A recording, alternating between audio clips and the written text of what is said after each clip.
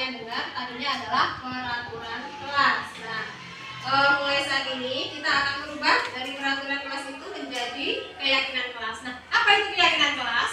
Keyakinan kelas itu sesuatu yang akan kita yakini bersama, akan kita sepakati bersama, dan itu menjadi kesadaran bagi kita semua, ya, semua warga kelas kita ini, kelas 6, untuk meyakininya, melaksanakannya setiap saat tanpa harus dipaksakan. Jelas? Jadi kalian sudah yakin bahwa itu adalah sesuatu yang memang kita yakin bersama. Jadi dulu tidak usah mengingatkan kalian harus mematuhi ini ya. Memang keyakinan kelas itu kalian buat atas kesadaran sendiri, ya. Kemudian nanti kita sepakati bersama. Jelas anak-anak? Oke. Nah, untuk kita buat keyakinan kelas nanti perlu bagikan kertas. Masing-masing dari kalian akan menuliskan satu keyakinan yang akan membuat kegiatan belajar di kelas kita ini nantinya akan nyaman, kemudian kalian akan merasa bersemangat, kemudian juga bahagia belajar di dalam kelas, tidak merasa tertekan atau merasa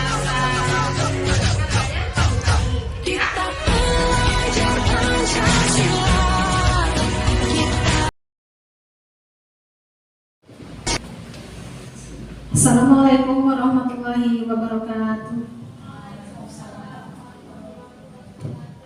Yang terhormat Ibu Kepala Sekolah SD Negeri 1 Wilasana, yang kami hormati Bapak Ibu Guru dan karyawan SD Negeri 1 Wilasana. Pertama-tama, marilah kita mengucapkan puji syukur kehadirat Allah Subhanahu wa Ta'ala yang pada siang hari ini sudah melimpahkan begitu banyak nikmat untuk kita semua sehingga bisa berkumpul di ruangan ini untuk menghadiri acara menyebarkan pemahaman dan penerapan pengalaman budaya positif sebagai bentuk tugas saya untuk aksi nyata modul 1.4. Bapak Ibu yang kami hormati, pada siang hari ini langsung saja saya akan menyampaikan budaya positif yang ada di sekolah. Nama saya Hedi Isnawati, calon guru penggerak angkatan 8 dari SD Negeri 1 Wilasana, Kabupaten Purbalingga. Nah, untuk konsep budaya positif di modul ini adalah ada disiplin positif dan nilai kebajikan. Kemudian ada keyakinan kelas, kebutuhan dasar manusia, 5 posisi kontrol guru, kemudian segitiga restitusi, dan yang terakhir motivasi, penghargaan, dan hukuman. Bapak Ibu, di paradigma lama yang jujur masih di semester lalu saya masih menggunakan. Ternyata setelah mempelajari modul 1.4 banyak hal yang ternyata dapat membuka cakrawala baru tentang cara menghadapi dan mengetahui karakteristik murid-murid. Ada perubahan paradigma teori kontrol atau teori pilihan atau ilusi kontrol. Yang pertama adalah ilusi guru dapat mengontrol murid. Kemudian yang kedua adalah ilusi bahwa kritik dan membuat orang merasa bersalah dapat menguatkan karakter. Yang ketiga adalah ilusi bahwa semua penguatan positif efektif dan bermanfaat. Dan yang terakhir, ilusi bahwa orang dewasa memiliki hak untuk memaksa. Ternyata semua ini adalah ilusi, Bapak Ibu. Dan ternyata kita harus mengubah paradigma tersebut. Nah, untuk mempraktekannya, mari kita coba perubahan paradigma kegiatan kepalang tangan. Bapak Ibu boleh mencoba dengan yang ada di depan atau belakang Bapak Ibu, ya. Ada A dan B. Anda dan teman Anda sobeklah secari kertas kecil, tuliskan benda atau sesuatu yang sangat berharga untuk Anda. Letakkan di salah satu tangan Anda dan genggam benda tersebut dengan segala daya. Buatlah kepalang. Kemudian tugas B atau rekan Anda adalah mencoba dengan segala cara untuk membuka kepalan tangan Anda. Teman Anda B boleh membujuk, menghardik, mengintimidasi ataupun memarahi, menggoda, menggelitik, bahkan menawari Anda untuk agar Anda bersedia membuka kepala tangan Anda. Boleh dibantu Bu Desi dengan Batri mungkin? Kita coba ya kepala tangan. Batri sebagai putri A dan Bu Desi adalah B. Di depan sini aja ya. Oke. Kertasnya ada di depan.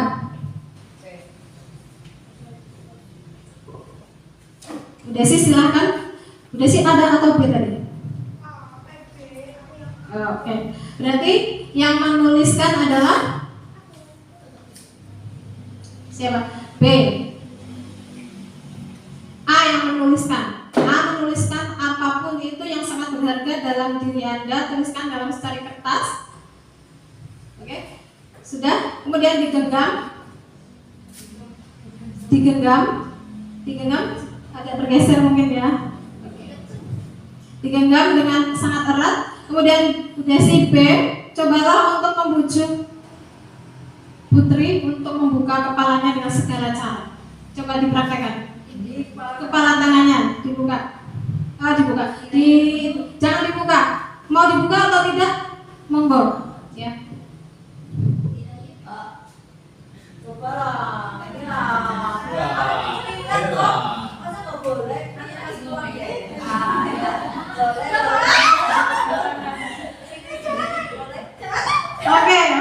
Oke, baik, terima kasih untuk Bu Desi dan Bu Tri.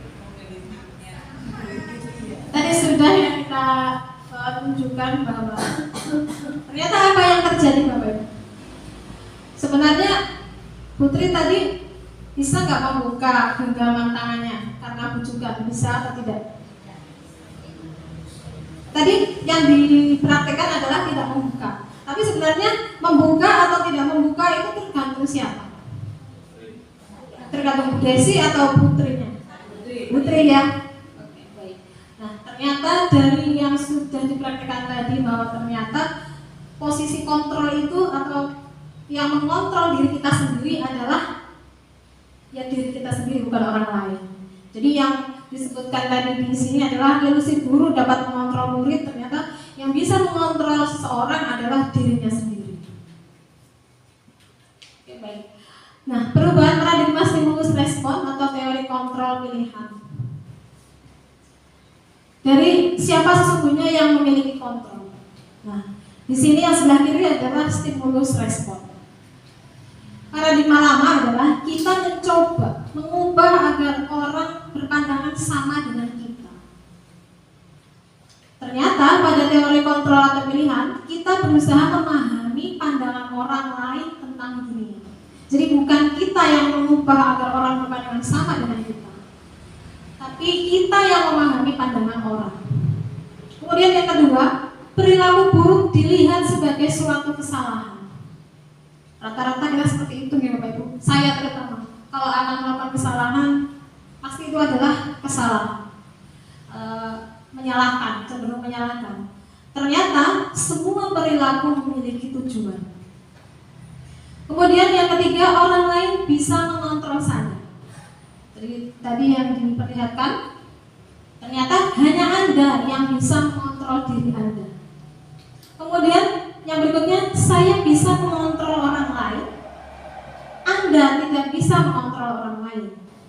Kemudian pemaksaan ada pada saat bujukan gagal. Tadi Bu Desi sempat memaksa atau tidak? Memaksa membuka atau tidak? Ya, sempat memaksa ya, dengan bujukan, dengan dikelitikin, dengan rayuan. Ternyata Putri tetap tidak membukanya. Nah, ternyata pada teori kontrol, kolaborasi dan konsensus menciptakan pilihan-pilihan baru. Kemudian yang terakhir, model berpikir menang kalah. Pada teori kontrol atau pilihan adalah model berpikir menang-menang. Jadi kalau mungkin win-win solution ya Bu Desi. Jadi kita tidak ada yang menang, tidak ada yang kalah. Jadi sama-sama diuntungkan. Selanjutnya, apa makna disiplin? Disiplin berasal dari bahasa Latin disciplina yang artinya belajar. Makna asal dari kata ini adalah berkonotasi dengan disiplin diri dari murid-murid Socrates dan Plato. Disiplin diri membuat orang menggali potensinya menuju sebuah tujuan apa yang dia hargai. Namun dalam budaya kita, makna kata disiplin telah berubah menjadi sesuatu yang dilakukan seseorang pada orang lain untuk mendapat kepatuhan. Jadi kalau kita mengucapkan kata disiplin, pasti yang terlintas adalah patuh. Menurut, kalau tidak berarti mendapatkan hukuman ataupun konsekuensi. Itu yang tertanam di diri kita. Kecenderungan umum adalah menghubungkan kata disiplin dengan ketidaknyamanan, bukan dengan apa yang kita hargai atau pencapaian suatu tujuan mulia. Nah, nanti karena disiplin ini dihubungkan dengan ketidaknyamanan, bukan dengan apa yang kita hargai, berarti disiplin di sini merupakan motivasinya masih ekstrinsik. Nah, tujuan kita membudayakan budaya positif adalah mengubah atau bergeser dari motivasi ekstrinsik menjadi motivasi intrinsik. Ya, dari gurunya dulu, dan kita nanti akan memberikan teladan kepada siswa kita. Kemudian nilai-nilai kebajikan universal. Nilai-nilai kebajikan adalah sifat-sifat positif manusia yang merupakan tujuan mulia yang ingin dicapai setiap individu. Nilai tersebut bersifat universal dan lintas budaya, suku, bangsa, agama maupun latar belakang. Di sini diulang kembali, setiap perilaku atau perbuatan memiliki tujuan. Ini merupakan pendapat dari Dr. William Glasser pada teori kontrol. Dengan mengaitkan nilai kebajikan yang diyakini, seseorang maka motivasi intrinsiknya akan terbangun. Jadi kita menumbuhkan keyakinan pada siswa bahwa segala sesuatu atau nilai kebajikan itu penting untuk mereka, sehingga tidak usah kita mengancam siswa dengan hukuman, nanti begini, nanti begitu, nanti kamu akan mendapatkan ini. Nah, kita membangun motivasi intrinsik pada siswa, sehingga menggerakkan motivasi dari dalam untuk dapat mencapai tujuan mulia yang diinginkan. Kemudian nilai-nilai kebajikan yang ingin dicapai oleh setiap anak Indonesia kita kenal dengan dalam kurikulum Merdeka, ya, pasti Bapak Ibu sudah tidak asing. Ada beriman bertakwa pada Tuhan Yang Maha Esa dan berakhlak mulia, mandiri, bernalar kritis, berkebinekaan global, bergotong royong dan kreatif. Nah, ini kita menuju ke teori motivasi perilaku manusia. Dari yang tadi motivasi eksternal atau internal, ternyata ada teori motivasi perilaku manusia. Yang pertama, untuk menghindari, jadi setiap perbuatan yang dilakukan atau perilaku manusia itu memiliki salah satu dari tiga ini. Yang pertama, untuk menghindari ketidaknyamanan atau hukuman. Apa yang akan terjadi apabila saya tidak melakukannya? Ini jika ada terlintas dalam benak kita seperti ini, berarti motivasinya masih motivasi eksternal. Kemudian yang kedua, untuk mendapatkan imbalan dari orang lain atau institusi. Apa yang saya dapatkan bila saya melakukannya? Berarti mindsetnya adalah mendapatkan imbalan. Nah, dua ini masih merupakan motivasi eksternal. Kemudian yang ketiga adalah untuk menghargai diri sendiri. Di sini sudah terbentuk pernyataan bahwa saya akan menjadi orang yang seperti apa bila saya melakukannya. Bukan lagi karena apa yang terjadi bila saya tidak melakukannya nanti akan mendapat apa atau ingin mendapatkan sesuatu apa, tapi sudah merupakan menghargai diri sendiri. Saya akan menjadi orang seperti apa bila saya melakukannya. Nah, ini namanya motivasi internal atau tujuan dari disiplin positif yang akan kita bangun dan kita terapkan ke depan. Nah, menurut Ki Hajar Dewantara, merdeka, yaitu merdeka itu artinya tidak hanya terlepas dari perintah, akan tetapi juga cakap kuat memerintah diri sendiri. Jadi nggak usah kita tuh dioprak-oprak atau memurid dioprak-oprak, tapi jika masih dibangkitkan motivasinya, berarti seseorang tersebut menurut Ki Hajar Dewantara belum merdeka. Selanjutnya dihukum oleh penghargaan, bahwa penghargaan berlaku sama dengan hukuman. Ini terus terang jujur saya baru menyadari dan memahami ternyata penghargaan itu tidak selamanya memberikan dampak positif bagi seseorang. Bahwa penghargaan berlaku sama dengan hukuman dalam arti meminta atau membujuk seseorang melakukan sesuatu untuk memenuhi suatu tujuan tertentu dari orang yang meminta atau membujuk. Dorongannya eksternal dan akan ada faktor ketergantungan. Nah, dampak dari pemberian penghargaan menurut Alvin ini pengaruh jangka panjang dan jangka pendek. Pengaruhnya apa? Yang pertama, penghargaan itu bersifat menghukum. Kemudian yang kedua, penghargaan mengurangi ketepatan. Kemudian yang ketiga, penghargaan ternyata tidak efektif. Penghargaan merusak hubungan. Merusak hubungan ini dapat saya contohkan kalau siswa mendapatkan, ada yang mendapat penghargaan, yang lain tidak. Ini berpotensi mungkin bisa merusak hubungan. Kemudian dihukum oleh penghargaan. Penghargaan menurunkan kualitas. Penghargaan mematikan kreativitas dan penghargaan mengurangi motivasi intrinsik. Nah, karena bisa terjadi siswa hanya akan terpacu pada penghargaan yang akan didapatkan. Nah, bagaimana bentuk program dari kebajikan selain daripada penghargaan tadi? Selanjutnya kita bisa menerapkan program kebajikan atau apresiasi. Tidak harus berupa reward atau penghargaan, tapi kita bisa menanamkan nilai kebajikan dengan memberikan apresiasi pada siswa, yaitu memberikan apresiasi atau pengakuan. Di sini perlu diingat beberapa hal. Yang pertama, beri pengakuan secara khusus. Jadi mungkin siswa tersebut kita lihat ada bungkus jajan atau sampah yang terseret di lantai. Kemudian dia mengambil tanpa ada perintah dari kita atau ada paksaan. Dia mengambil sampah tersebut dan dibuang ke tempat sampah. Nah, yang dapat kita lakukan dalam memberikan apresiasi ini tidak memberikan reward, tapi kita beri apresiasi dengan memberi pengakuan secara khusus, dengan secara pribadi. Jadi siswa itu dipanggil mungkin setelah pelajaran selesai atau saat istirahat temannya dia dipanggil.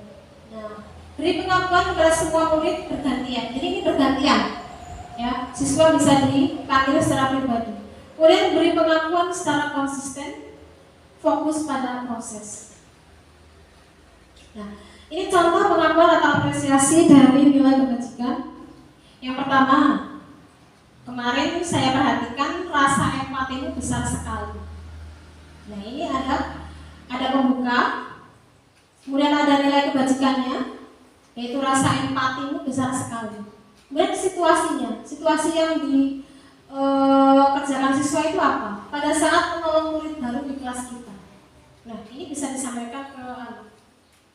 Kemudian, saya menghargai kepedulianmu pada saat kamu membantu teman-temanmu di tugas kelompok.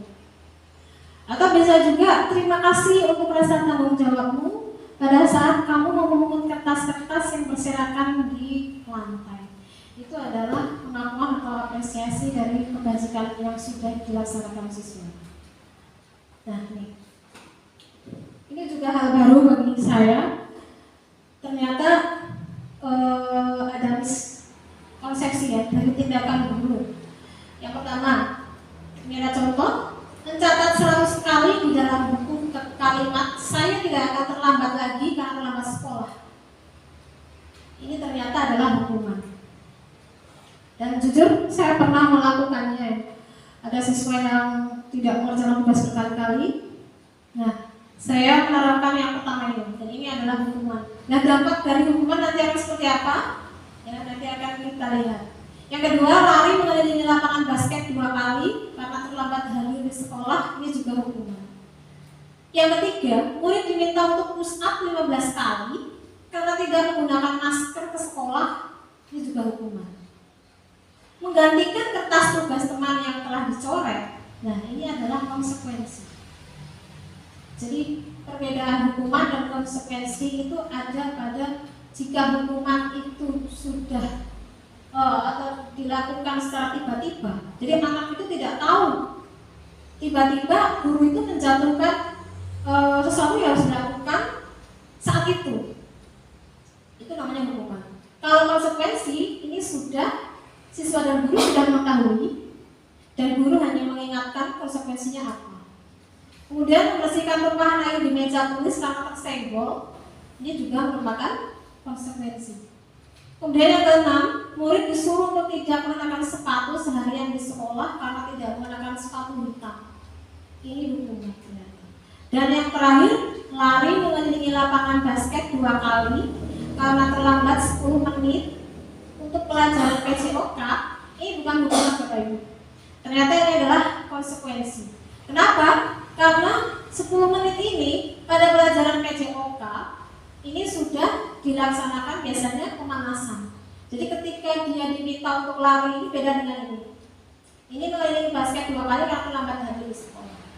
Nah, yang ini merupakan konsekuensi. Ada korelasi antara kegiatan yang dilakukan dengan mata pelajarannya. Itu adalah konsekuensi. Nah, ini perbedaan hukuman dan konsekuensi. Nah, hukuman ternyata adalah sesuatu yang menyakitkan harus terjadi. Nah, kita bisa merefleksikan masing-masing pada diri kita ya. Selama ini kita ada di hukuman atau konsekuensi yang biasa yang sering kita lakukan. Hukuman itu sesuatu yang menyakitkan harus terjadi.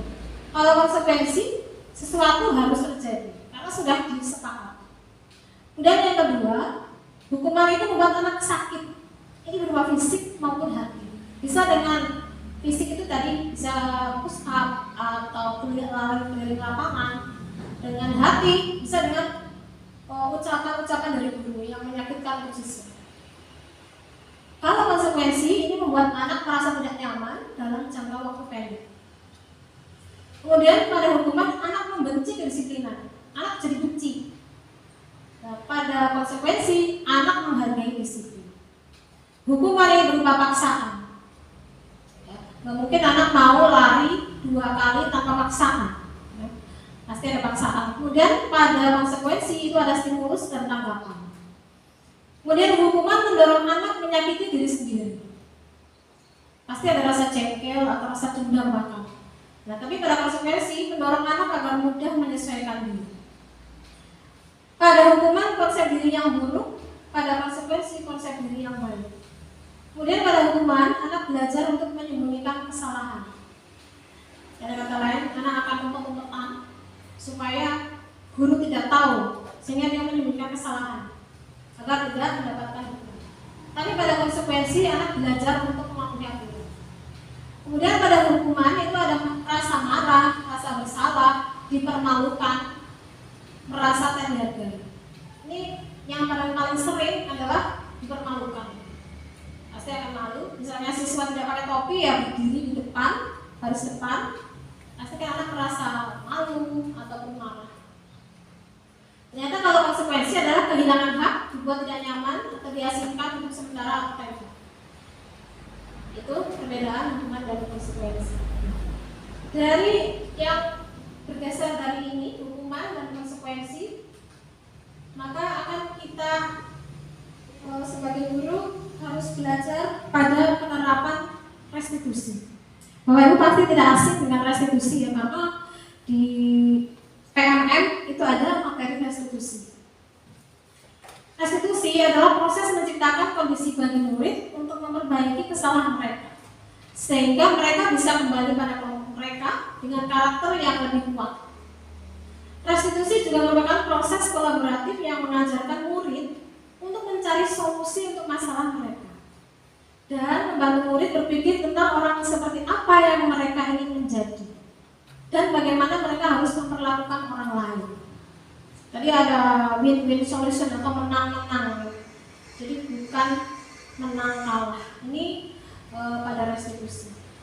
Nah, ini pada 3 tadi yang sudah kita bahas pada yang hukuman tadi menyakitkan. Nah sekarang kita bergeser ke restitusi. Hukuman ini adalah negatif, kemudian konsekuensi itu masih netral. Kalau restitusi ini adalah disiplin positif. Nah, mari kita geser dari hukuman dan konsekuensi ini menjadi restitusi. Mungkin perlu kesabaran yang lebih ya. Nah, itu juga PR kalau buat saya. Tentu dengan keadaan atau tipikal murid yang berbeda ya, Putri ya.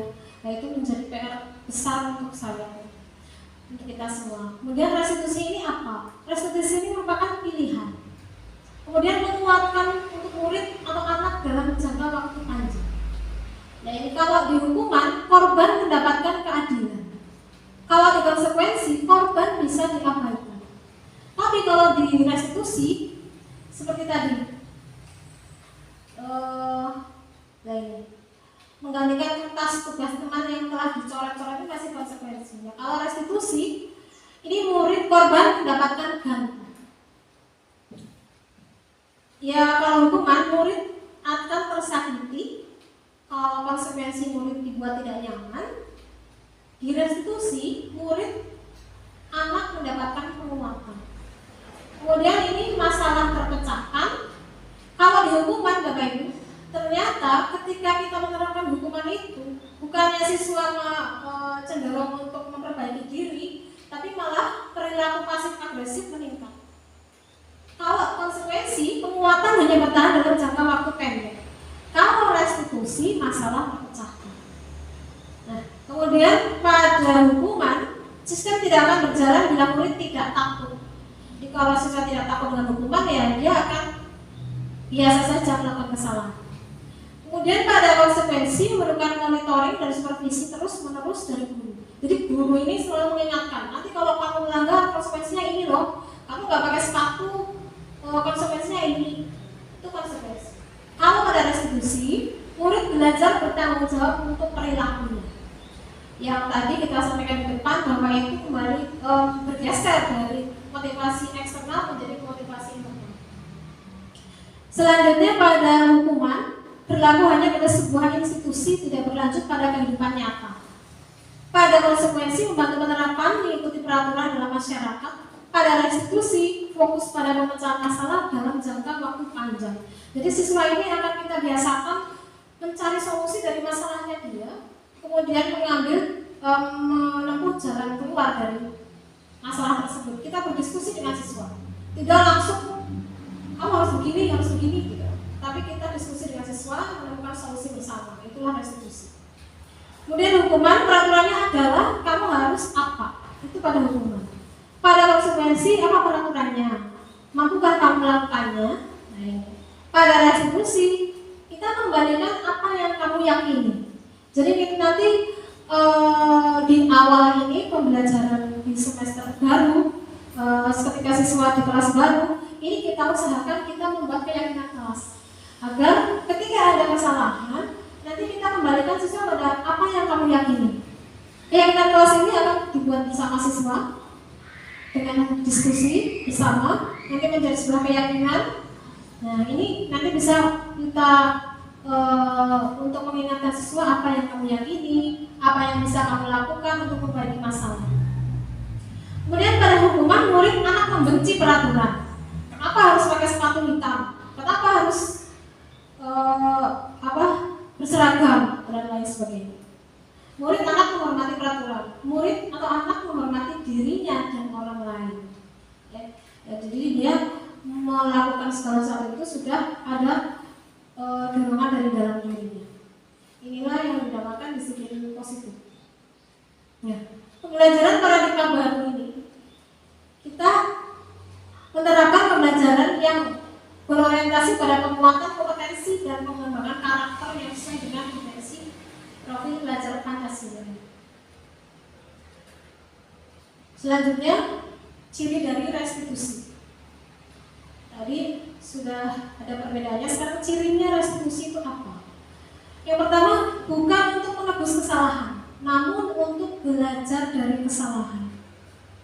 Jadi siswa itu ketika melakukan kesalahan jangan langsung dijudge kamu ini, tapi siswa dibiasakan untuk bisa belajar dari kesalahan. Yang kedua, memperbaiki hubungan.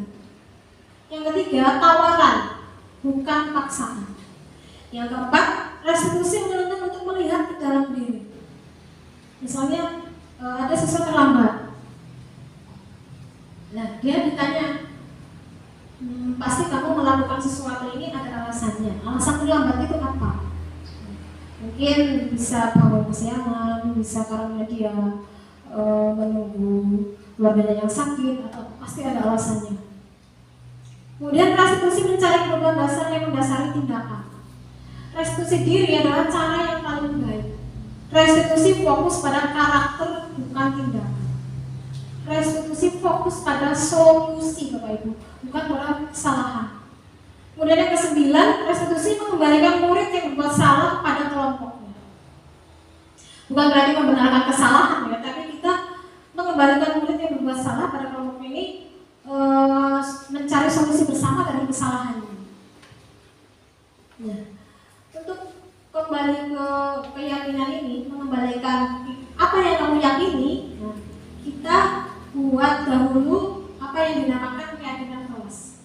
Ini waktu yang tepat bagi kita, para pemimpin pembelajaran di kelas, untuk membuat keyakinan kelas. Nah, yang kita kenal sebelumnya adalah peraturan kelas. Mengapa tidak peraturan saja? Mengapa harus keyakinan kelas? Nah, ini ada beberapa pertanyaan, mengapa kita memilih peraturan harus menggunakan helm bila mengendarai kendaraan roda 2? Ini peraturan menggunakan helm. Mengapa? Pasti jawabannya ya untuk menjaga keselamatan, menjaga atau untuk keamanan diri sendiri. Mengapa kita memiliki peraturan 3M? Menggunakan masker, mencuci tangan, dan menjaga jarak 1,5 meter. Ini aturan juga. Yang ketiga, mengapa kita memiliki peraturan harus datang tepat waktu pada saat mengikuti pelatihan? Ini peraturan. Nah, untuk mendukung motivasi intrinsik, kembali ke nilai-nilai keyakinan lebih menggerakkan seseorang dibandingkan mengikuti serangkaian peraturan. Jadi keyakinan itu lebih penting daripada kita aku harus datang tepat waktu agar tidak dihukum. Itu namanya motivasi masih eksternal, agar tidak dihukum. Tapi kalau sudah saya harus datang tepat waktu agar bisa mengikuti pelajaran dengan baik, nah itu sudah motivasi internal. Nah tujuannya, nah ini peraturan kelas. Kemudian peraturan kelas itu nantinya akan menjadi keyakinan kelas. Jika siswa sudah menjadikan keyakinan kelas ini sudah melekat pada diri mereka, maka akan terbentuk motivasi intrinsik pada siswa. Nah, ketika semua siswa sudah menerapkan motivasi dari dalam, maka keyakinan kelas ini akan dilaksanakan sehingga akan terbentuk lingkungan yang positif.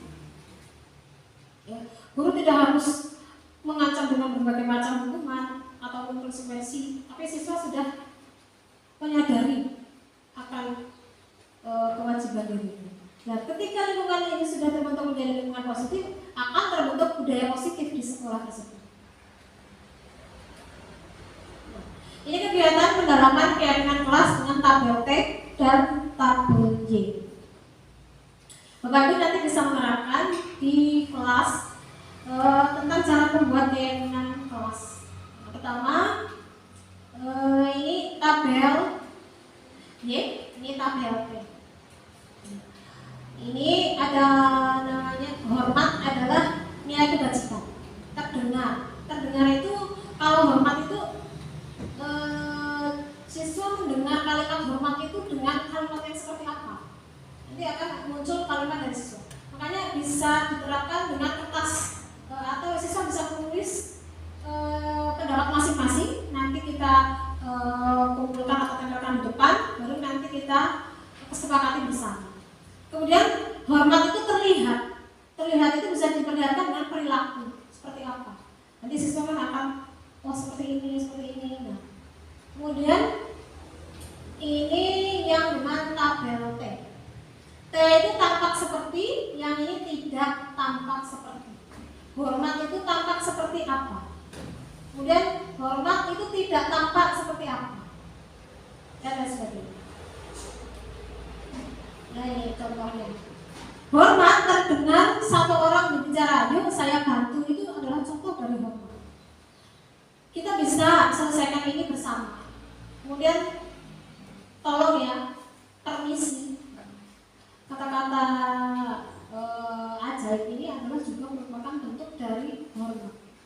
Boleh saya pinjam? Jadi siswa diajarkan untuk hormat pada diri sendiri dan orang lain. Tidak yang simpel-simpel saja ini boleh saya pinjamkan. Mungkin ada siswa yang langsung ambil saja atau tidak ngomong atau tanpa kalimat yang baik. Nah ini kita ubah, boleh saya pinjam, nanti akan segera saya kembalikan. Nah itu adalah salah satu ucapan atau ungkapan dari nilai kebajikan hormat. Kemudian terlihat, hormat ini terlihat pada berempati terhadap perasaan orang lain. Kemudian memegang barang milik orang lain hanya dengan izinnya. Ini yang kadang siswa itu kurang hormat pada temannya. Temannya pun juga kita biasakan menghormati teman dengan cara misalnya memegang barang milik orang lain hanya dengan izin, harus izin. Kemudian mendengarkan dengan seksama, senantiasa dengan baik dan berbagi. Nah, sekarang hormat berperilakunya bagaimana? Nah, tersenyum ramah, memberikan salam hormat. Misalnya berjabat tangan, kemudian meletakkan tangan di dada, itu tanda salam. Nah, nanti kita bisa menerapkan bersama-sama sesuai dengan penerapan visi kita kemarin. Tersenyum atau dengan gerakan 5S ya. 5S apa saja? Senyum, salam, sapa, sopan, dan santun. Ini kita perlihatkan dengan berperilaku. Kemudian memberikan ruang bekerja, postur tubuh yang tenang. Ini. Nah, kemudian pada hormat tampak seperti datang tepat waktu. Ya, hormat ini tidak tampak seperti sering hadir terlambat. Kemudian menyapa teman dan guru setiap hari. Ini bentuk dari hormat. Nah, hormat tidak tampak seperti tak acuh kepada teman dan guru. Cuek aja nyolong. Kemudian mengembalikan barang teman yang boleh dipinjam dan mengucapkan terima kasih. Ini juga merupakan pencerminan dari hormat. Tidak mengembalikan barang yang telah dipinjam dan meletakkan sembarangan. Dan pinjam ternyata tidak dikembalikannya entah ke siapa. Selanjutnya Bapak Ibu, ini ada peraturan. Kemudian ini yang sebelah kiri adalah peraturan yang kita kenal dengan peraturan kelas sebelumnya ya. Nah kalau kita menyusun keyakinan kelas, yang ada di sini adalah nilai kebajikan. Peraturan ini ada selalu kembalikan buku ke tempatnya. Nilai keyakinan atau kebajikan yang didapat pada selalu kembalikan buku ke tempatnya adalah tanggung jawab dan disiplin. Kemudian ada peraturan dilarang mengganggu orang lain. Kita usahakan kalau membuat keyakinan kelas ini menghindari kata negatif. Pasti kata negatif itu dilarang, jangan. Jadi kita buat keyakinan kelasnya menjadi menghormati orang lain. Kemudian hadir di sekolah 15 menit sebelum pembelajaran dimulai.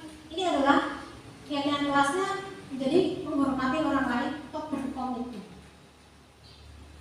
Dilarang melakukan kekerasan. Nilai kebajikan yang akan dituju adalah keselamatan dan menghormati orang lain. Dilarang menggunakan narkoba.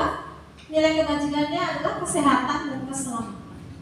Bergantian atau menunggu giliran, keyakinannya adalah menghormati orang lain dan bersabar. Gunakan masker untuk kesehatan dan keselamatan. Jangan berlari di kelas atau koridor. Ini peraturan kelas ya.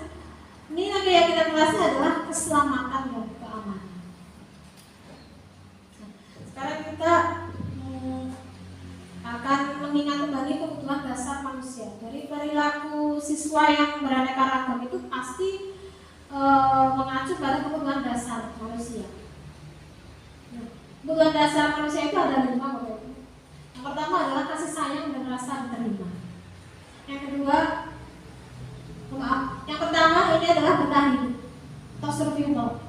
bertahan hidup ini adalah menyangkut kebutuhan fisiologis, misalnya makan, minum. Siswa yang misalnya yang belum sarapan itu kan pasti akan berbeda konsentrasinya dengan siswa yang sudah sarapan. Jadi pasti dia akan gelisah ataupun tak sabar menunggu waktu istirahat. Nah ini berarti ketika ada perilaku seperti itu, kebutuhan bertahan hidupnya ini belum terpenuhi. Kemudian yang kedua adalah kebutuhan kasih sayang dan rasa diterima. Nah ini bisa jadi siswa yang mencari perhatian dari temannya. Nah, ini mungkin karena kebutuhan kasih sayang dan rasa diterimanya itu belum terpenuhi, sehingga dia punya perilaku yang ingin diperhatikan. Kemudian penguasaan. Ini biasanya siswa itu melakukan manipulasi atau apa? Dia ingin selalu menang, ingin menjadi pemimpin. Nah ini karena kebutuhan ini belum terpenuhi. Kemudian kebutuhan kesenangan. Dan yang terakhir adalah kebebasan.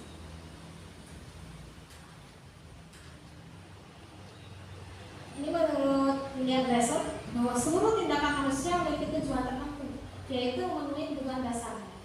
Jadi kita jangan langsung mencap bahwa anak itu nakal, anak itu banyak tingkah, tapi kita diskusikan dahulu. Pasti siswa itu salah satu dari 5 kebutuhan ini tidak terpenuhi. Mungkin di rumah kurang perhatian dari ayah dan ibunya, sehingga dia punya perilaku yang bagaimana. Pasti salah satu ini, atau bahkan bisa lebih dari satu, tidak terpenuhi. Nah, ketika guru memahami kebutuhan apa yang mendasari perilaku murid dan guru berusaha menuntun dan mendukung murid dalam memenuhi kebutuhannya secara positif, pada hakikatnya guru tersebut adalah seorang petani yang sedang berusaha memahami kebutuhan masing-masing tanaman, dan ia berusaha memenuhi kebutuhan tanaman tersebut agar dapat tumbuh dengan subur dan maksimal. Karena menurut Diajar Dewantara pada modul 1.1, guru ini adalah kita diibaratkan sebagai seorang petani. Kalau petani itu kalau menanam jagung, ya harus kita merawat dengan tanaman jagung tersebut. Pasti jagung, kita tanam jagung ya tumbuhnya jagung. Gak boleh kita menanam jagung berharap tumbuh yang lain. Itu kita seperti itu. Guru harus dapat menerima murid apa adanya. Setiap murid adalah unik. Guru seharusnya bisa menciptakan kesempatan untuk murid berkolaborasi dan memiliki ikatan emosi. Nah ini, murid harus diberi kesempatan buat pilihan dan bertanggung jawab atas pilihannya. Kalau di pembelajaran sekarang, kalau bisa kita menerapkan pembelajaran dengan berdiferensiasi untuk memaksimalkan potensi para siswa, karena tadi setiap murid adalah unik. Jadi harus diberi kesempatan buat pilihan. Misalnya untuk tugas, kemarin saya berbagi pengalaman dengan teman saya yang ini membicarakan pada jenjang SMA. Jadi kalau siswa itu di awal masuk itu ada tes cara gaya belajar. Jadi anak itu akan yang belajarnya dengan audio, dia akan dikelompokkan dengan audio, ini mendengar. Kalau anak yang visual, dia dikelompok dengan anak visual. Kalau anak audio visual, dia akan dikelompokkan dengan anak yang audio visual. Ya, pada intinya adalah kita memfasilitasi kebutuhan siswa, karena gaya belajar siswa kan berbeda.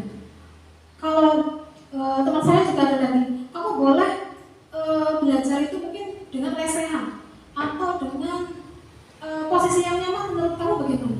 Jadi siswa itu tidak harus duduk manis di meja. Yang penting siswa itu proses belajarnya nyaman dan dia memahami materi dengan gaya belajarnya dia yang paling nyaman.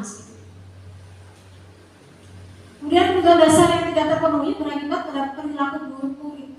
Perilaku buruk murid tidak dapat dibiarkan, namun perlu dipahami dan ditindaklanjuti dengan mengajar murid berefleksi agar mereka dapat belajar dari kesalahan. ini juga merupakan tanggung jawab yang harus kita laksanakan. Dengan dasar terpenuhi, pasti siswa berperilaku buruk. Nah, sekarang kita akan merefleksi kembali diri kita ada di posisi 5 posisi kontrol, Bapak Ibu. Selama ini kita ada di posisi kontrol yang mana? Ada 5 posisi kontrol dalam memecahkan masalah dengan siswa. Nah, yang pertama adalah penghukum. Penghukum ini ditandai dengan menghardik, menunjuk-nunjuk, menyakiti dan menyindir. Kemudian yang kedua, kalau kamu tidak melakukannya, awas ya, rasakan. Nah, ini adalah posisi penghukum. Kemudian memberontak, menyalahkan orang lain. Hasilnya siswa itu tidak akan atau bahkan akan cenderung mengulangi pelanggarannya, karena ini adalah yang terjadi adalah memberontak. Kemudian kaitan dengan dunia berkualitas, murid meletakkan guru di luar dunia berkualitas. Murid berkata, biarkan saja, nanti juga marah-marah lagi, karena sering dia dimarahin dan dia ada rasa takut lagi. Jadi dia sudah bisa mengabaikan malah, biarkan saja, nanti kan juga marah-marah lagi. Atau bahkan bisa juga mengulangi kesalahan. Ini ketika kita di posisi kontrol ini. Kemudian ada posisi kontrol kedua adalah membuat merasa bersalah. Ini berceramah dan mengatakan seharusnya kamu itu begini. Ibu kecewa kamu sudah melakukan ini. Ini adalah posisi kontrol membuat merasa bersalah. Kemudian seharusnya kamu sudah tahu ibu krisis lelah sekali mengatakannya, ibu stres. Ternyata itu adalah posisi membuat merasa bersalah. Menyembunyikan atau menyangkal berbohong, ini hasilnya. Murid meletakkan guru dalam dunia berkualitas. Maafkan saya, karena dia sudah dibangun dengan kalimat seharusnya ibu kecewa, dia timbul rasa bersalahnya sehingga dia akan terucap kalimat maafkan saya. Kemudian merasa rendah diri karena dia dibocokkan dengan rasa bersalah tersebut. Dia akan merasa rendah diri.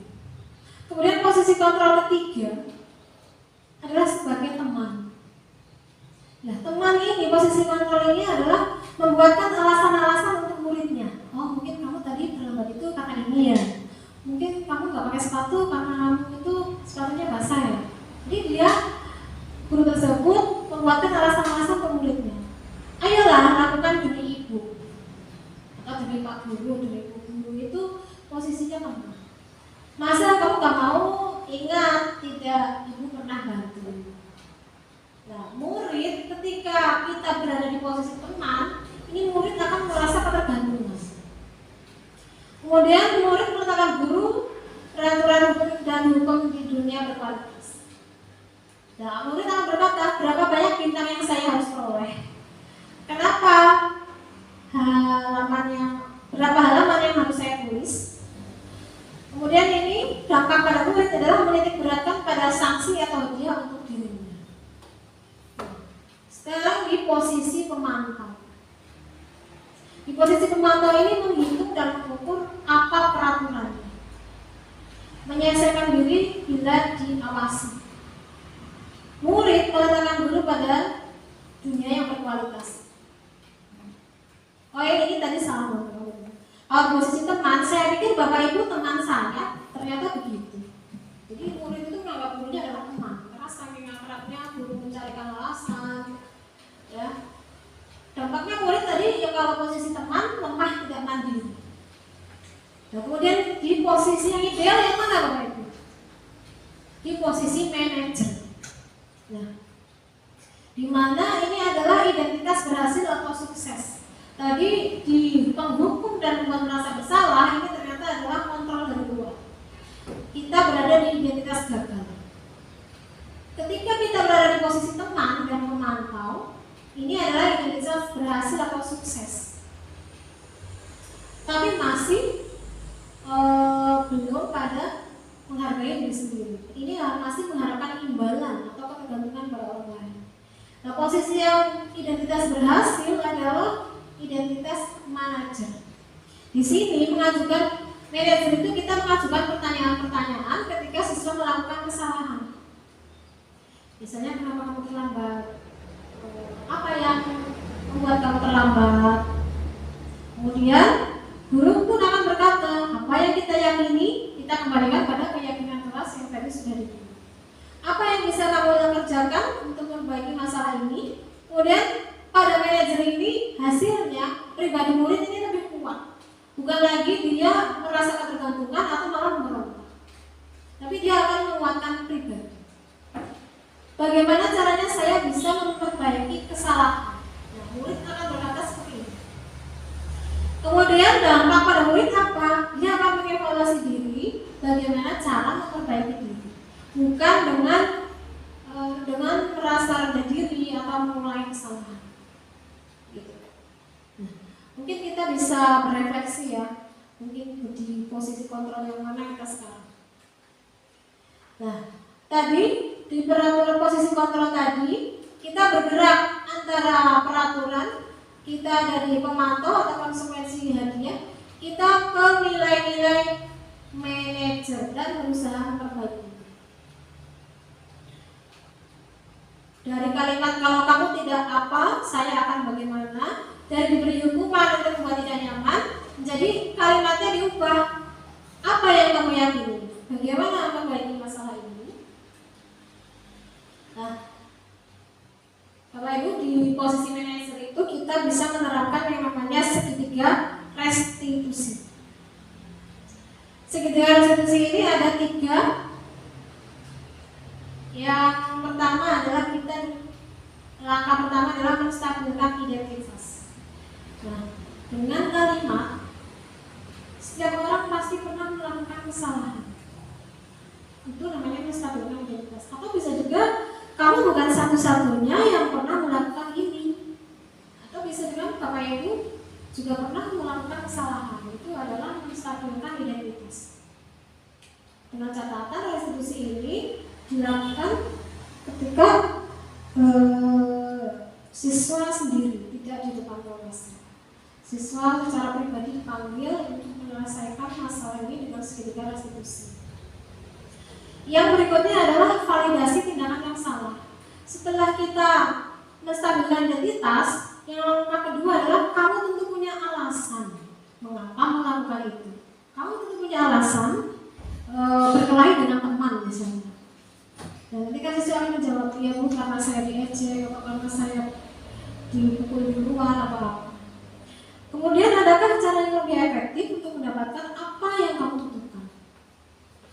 Kemudian yang ketiga adalah menanyakan keyakinan. Keyakinan kelas apa yang telah kita sepakati? Kamu ingin menjadi orang seperti apa? Nah, itu tahapan terakhir dari segitiga restitusi. Ini untuk membuat anak yang merasa gagal karena membuat salah menjadi positif terhadap dirinya. Tadi langkahnya adalah menstabilkan identitas dengan kalimat-kalimat ini. Bapak Ibu juga buat salah, kita pasti bisa menyelesaikan masalah ini. Bapak Ibu tidak tertarik untuk mencari tahu siapa yang benar, siapa yang salah. Kalau saya jujur masih sering menyalahkan daripada mencari solusi. Bapak Ibu lebih tertarik untuk menyelesaikan masalah. Kalau kamu menyalahkan dirimu sendiri terus-menerus, apakah kamu bersikap baik pada dirimu sendiri? Ini adalah tahap menstabilkan identitas. Yang kedua adalah validasi dari tindakan atau kebutuhan. Guru akan berkata, kamu bisa saja kamu melakukan hal yang lebih buruk, tapi kamu tidak melakukannya kan? Kamu pasti punya alasan mengapa melakukannya. Apa yang penting bagi kamu? Kamu boleh tetap berusaha menjaga sikap itu. Kemudian, apakah kamu bisa melakukan dengan lebih baik besok lagi? Kemudian pada tahap terakhir adalah menanyakan keyakinan. Guru berkata, apa nilai yang kita percaya di kelas atau sekolah kita? Nilai-nilai universal apa yang telah kita sepakati? Kelas yang ideal itu seperti apa sih? Nanti kan siswa akan menjawab sesuai dengan keyakinan kelas yang sudah kita sepakati. Kamu ingin jadi anak seperti apa? Apa yang kamu rasakan ketika kamu melakukan itu? Kamu ingin jadi orang seperti apa? Nah, anak melihat kesalahannya dihubungkan dengan nilai norma sosial dan nilai yang mendasari manusia berinteraksi dengan orang lain, bukan dengan menyalahkan. Ini contoh. Suaranya nggak keluar.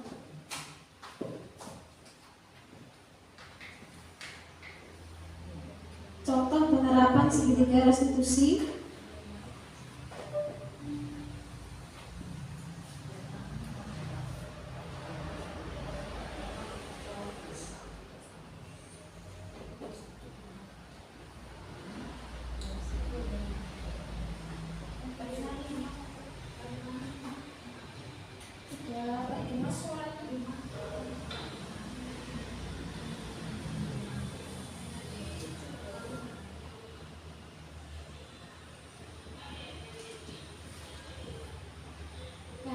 Ini saya praktikkan ketika siswa ini sering datang terlambat.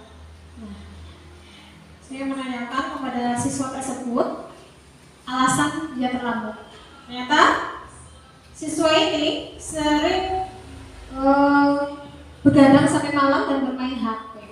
Nah, kemudian saya lakukan segitiga restitusi terhadap siswa tersebut, yaitu melakukan menstabilkan identitas, validasi tindakan yang salah, kemudian menanyakan keyakinan. Nah, setelah itu ternyata siswa tersebut bisa mencari permasalahan, solusi dari masalah yang dia hadapi, yaitu terlambat berkali-kali. Dia menemukan solusi bahwa dia akan bangun lebih awal, tidak akan begadang, dan lain sebagainya. Itu. Mari kita bimbing murid-murid kita agar menjadi berdaya, seimbang, dan bahagia. Oke, terima kasih. Kiranya itu tadi pemaparan budaya positif di sekolah. Semoga kita semua dapat bergeser atau menerapkan budaya lama kita menjadi budaya yang lebih positif demi untuk memaksimalkan kodrat anak-anak kita. Itu saja Bapak Ibu, terima kasih atas waktunya. Mohon maaf bila penyampaian saya banyak kesalahan. Saya akhiri. Wassalamualaikum warahmatullahi wabarakatuh. Assalamualaikum warahmatullahi wabarakatuh. Perkenalkan, nama saya Tri Adi Basuki Ningsi. Saya guru kelas 5 di SD Negeri 1 Wirasana, Purbalingga. Hari ini saya akan memberikan umpan balik dari sosialisasi budaya positif. Sebelumnya saya ucapkan terima kasih kepada Bu Heni untuk presentasinya yang sangat memberikan manfaat bagi kami untuk memperbaiki diri saya secara pribadi dalam membimbing dan mendidik anak-anak di kelas kami. Kami sangat mendukung dan akan melaksanakan budaya positif di kelas kami. Tetap semangat, sukses selalu untuk Bu Hen. Sekian, terima kasih.